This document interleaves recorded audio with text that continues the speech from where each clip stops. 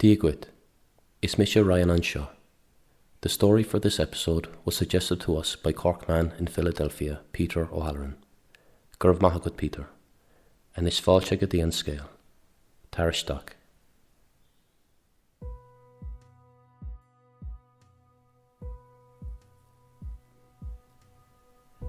In 1867, a woman called Mary Ann Costello left Ireland at the age of 15.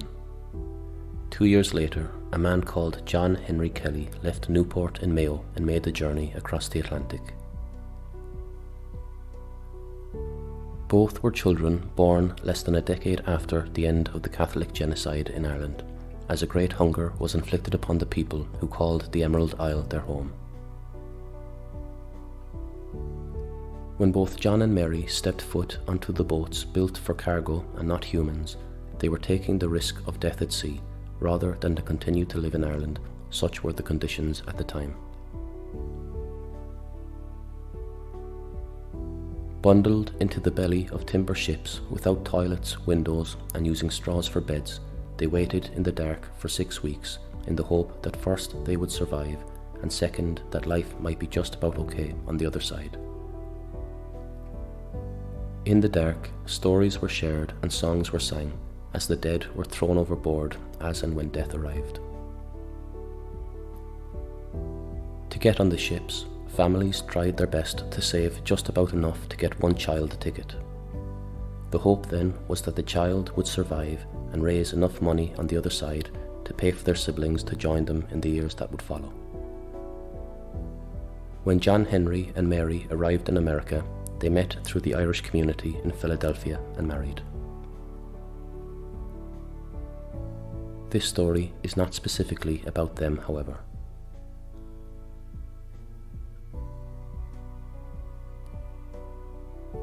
In 1889, a child was born. His name was John Brendan Kelly. John was one of 10 children born to Irish immigrants in Philadelphia. His parents believed in the New World and that education would be the great liberator of their children. A good education, supported by a strong work ethic, would open doors for anyone, or so they believed. As such, John attended the public schools of Philadelphia during the daylight hours, and by night he attended the Spring Garden Institute. It was between these two forms of education that John learned two key skills. He learned about business and bricklaying. In 1907, he gained a training apprenticeship to become a bricklayer with his brother Patrick's construction firm. Already standing at 6 foot 2 inches, John was quite a large man. But it was while working in construction that he began to fill out. Over the next few months, John's hands began to toughen, his shoulders began to broaden, and his arms and legs swelled with muscles. John found that although his work was very physical, he was a bit different to his friends in similar roles. At the end of the day, while they retreated to couches and bed for a rest from the hard labour, he was still filled with what seemed like an endless energy. In order to try and burn it off, John looked into taking up a sport. He joined the Chamonix Rowing Club and then moved on to the Montrose Boat Club. In 1909, he joined the Vesper Boat Club, as in the few years he had been rowing, he was singled out as a man with an incredible natural ability, tremendous strength, and unmatchable energy.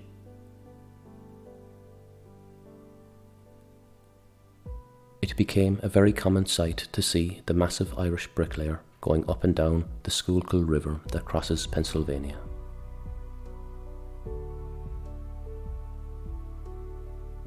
Remarkably, John found it was not just as a rower where his talents lay.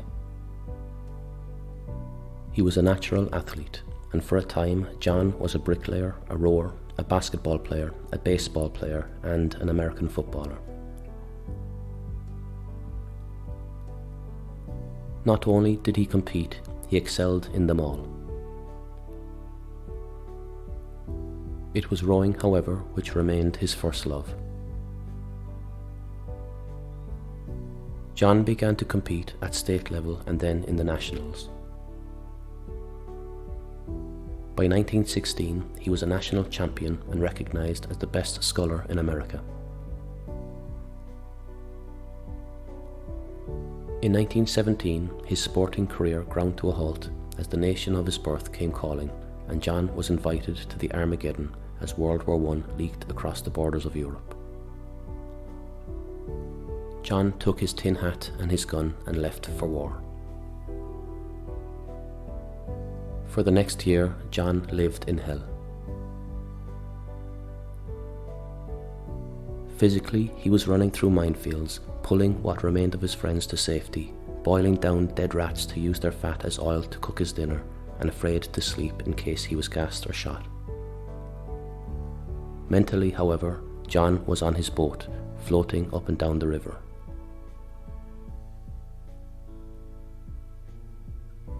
In his time at war, he was promoted to the rank of lieutenant.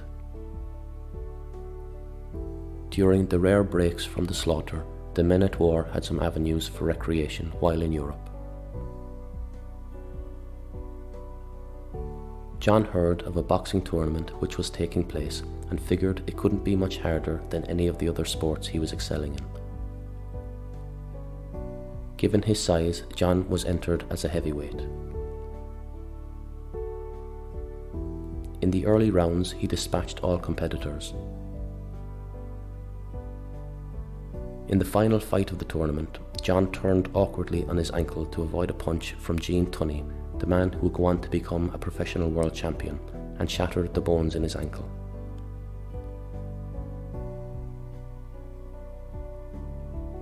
This forced him to retire from the fight, and as a result of his injury, John was discharged from the army and returned home. He would later joke with Tunney, "Aren't you glad I broke my ankle?" When he returned home, John allowed his ankle to recover as best it could and then jumped straight back into his boat. He quickly regained his dominance in the sport at national level.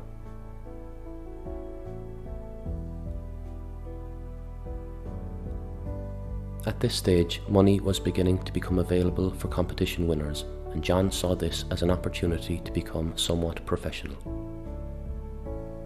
As a backup and to help pay for his training, he also created John B. Kelly Inc., a building contractor. To do this, he got a loan of $7,000 from two of his brothers. His brother George was a Pulitzer Prize-winning playwright, and his brother Walter was a popular theatre actor. We'll return to their stories another day. John's business took off better than he could have expected. As self-promoter, he coined the term Kelly for bricks, which was often seen at local construction sites. He was a well-respected man and well-trusted. This made it easy to get jobs. To get paid, however, was another story.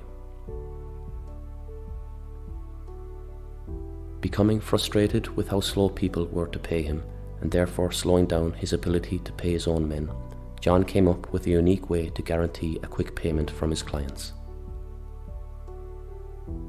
Into every chimney shaft they built, John's men inserted a single pane of glass. This would go unnoticed during the sale of the house and when the prospective buyers were being shown round by the realtors. When the sale would go through and the realtor was paid, John would often be left waiting by the realtor for his cut. That was until, however, the new homeowner would use the fireplace for the first time and light a fire. Within minutes, the house would fill with smoke, being pushed back down the chimney because of the pane of glass. When the realtor would then contact John to confront him on the matter, John would simply tell them, "We'll fix the problem once your check clears." When the money then did come in, John and his men would simply climb upon the roof of the house in question and drop a rock down the chimney shaft, smashing the pane of glass and solving the problem.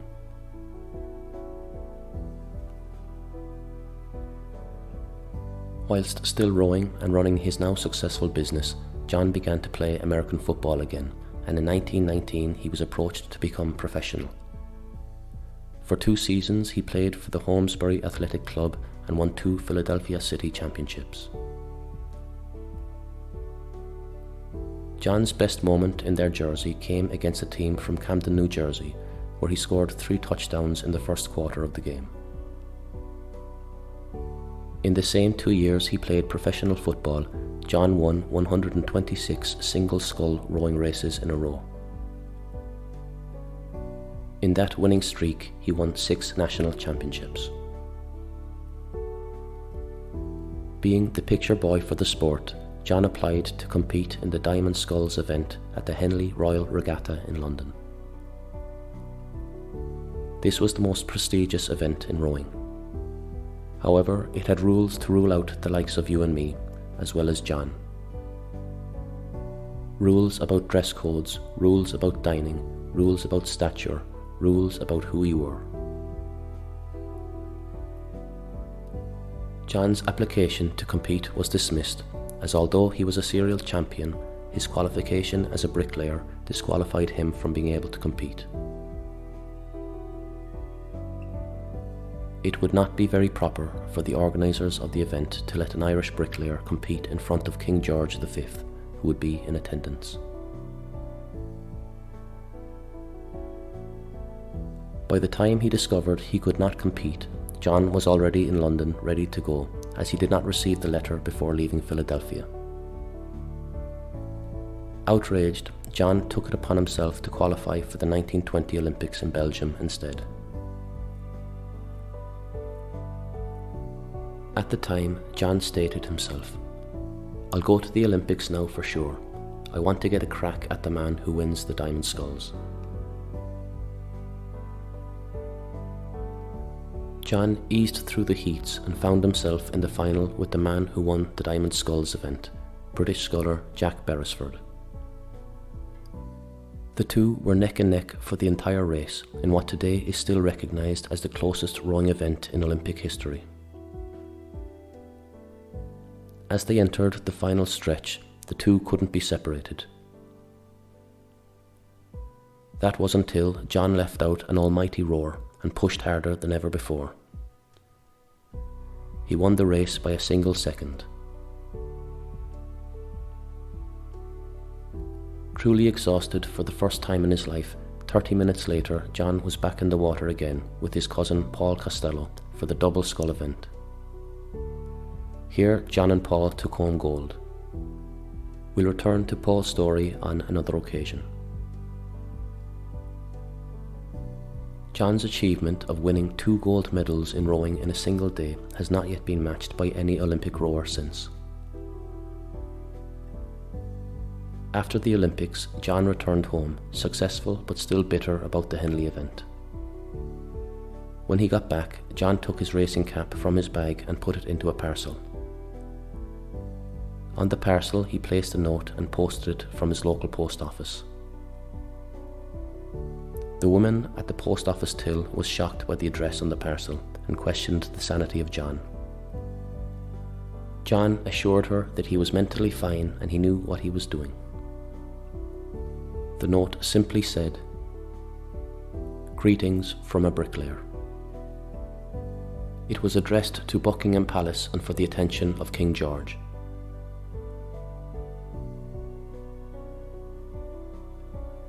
Four years later, John qualified for the Olympics in Paris. Here, John and Paul retained their double scull title. This made John the first rower to win 3 Olympic gold medals. After some more national events, John retired from sport and began to become involved in politics. His contracting business also continued to boom, and John became an incredibly wealthy man. In politics, he became the chairman of the Philadelphia County Democratic Party and ran for mayor of Philadelphia, narrowly missing out to his Republican opponent. He went on to be a commissioner and president of the Fairmount Park Commission. In 1941, President of America Franklin Roosevelt chose John as the National Physical Fitness Director, a post he held throughout World War II.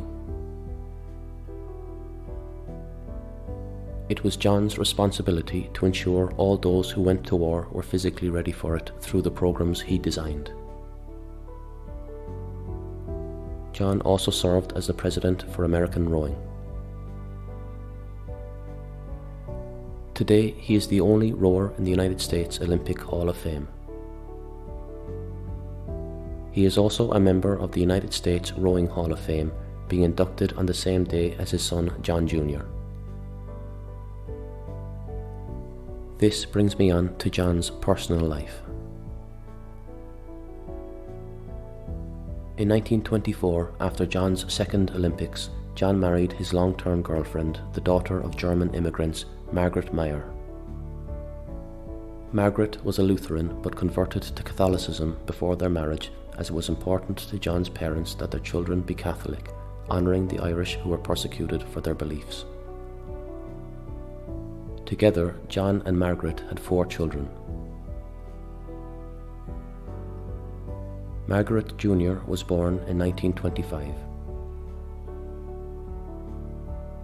Elizabeth was born in 1933. John Jr. was born in 1927 and went on to represent the United States at 4 Olympic Games in rowing and won the Henley Regatta, the event his bricklaying father had been banned from. As well as winning gold at international events, he won a bronze medal at the 1956 Olympics in Melbourne, and as mentioned, he was inducted into the United States Rowing Hall of Fame.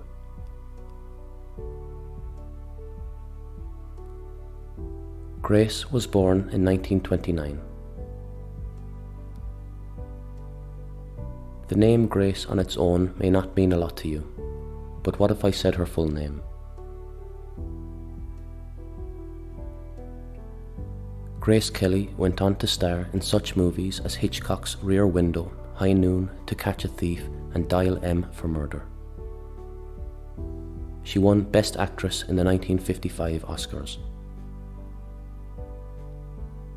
In 1956, Grace married Prince Rainier of Monaco. Together they had a son called Albert II.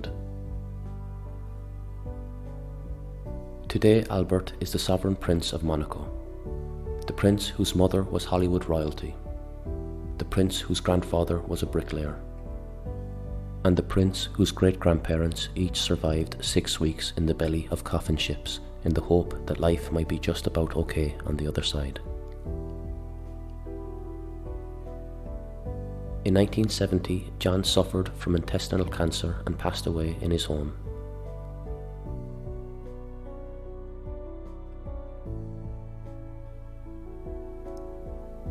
Today's music was written, produced and performed by myself, Ryan O'Halloran.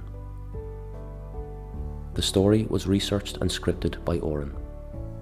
If you want to help to support this podcast, you can buy us a coffee at www.buymeacoffee.com/WeTheIrish or leave us a review on your podcast app.